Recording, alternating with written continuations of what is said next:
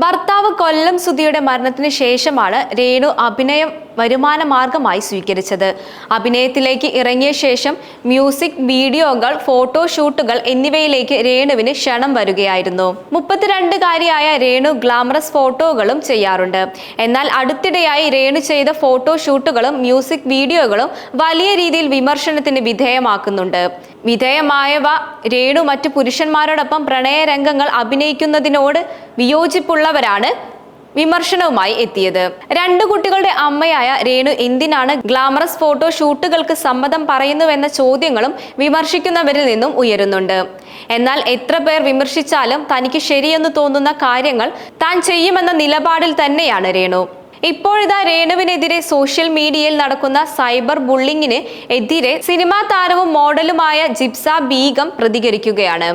രേണുവിനെ ആക്രമിക്കുന്നവർ എന്തുകൊണ്ട് glamour photoshoot ചെയ്യുന്ന നടിമാർക്കെതിരെ വാളെടുക്കുന്നില്ല എന്നാണ് മീഡിയയോട് സംസാരിക്കവേ ജിപ്സ ബീഗം ചോദിച്ചത്. രേണു സുധി പാവാട ഇടുകയോ വയറ് കാണിക്കുകയോ ബിക്കിനി ഇടുകയോ ചെയ്തോട്ടെ, രഹന ഫാത്തിമ തൊട്ട് കൃഷ്ണകുമാറിന്റെ മക്കളെല്ലാം ബിക്കിനിയിട്ട് വരുന്നില്ലേ?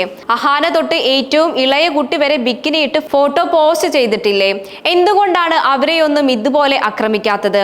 രേണുവിന് ചോദിക്കാനും പറയാനും ആരുമില്ലാത്തത് കൊണ്ടാണോ ആക്രമണം ഉണ്ടാക്കുന്നത് എന്നാണ് ബീഗം ചോദിച്ചത്. വീഡിയോ വൈറലായതോടെ ജിപ്സയുടെ വാക്കുകൾ ശരിവെച്ച് കമന്റുകൾ ഏറെ പ്രത്യക്ഷപ്പെടുന്നുമുണ്ട്.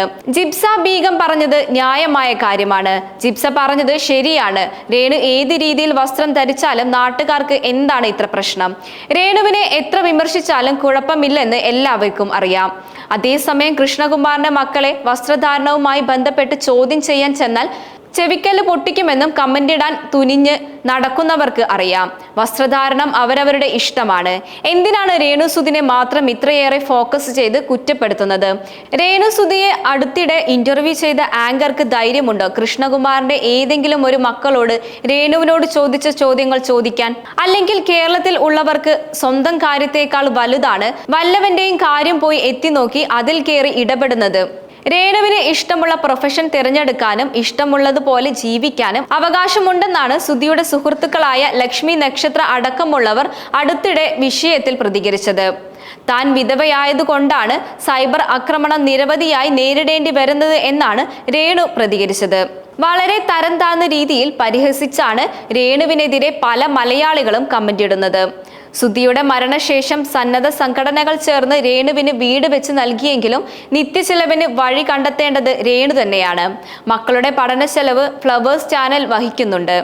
മറ്റു പല ജോലികളും കിട്ടിയെങ്കിലും അതിൽ ശോഭിക്കാനുള്ള കഴിവില്ലാത്തതിനാൽ താല്പര്യമുള്ള അഭിനയമെന്ന മേഖലയിലേക്ക് ഇറങ്ങിയെന്നും രേണു അടുത്തിടെ പറഞ്ഞിരുന്നു.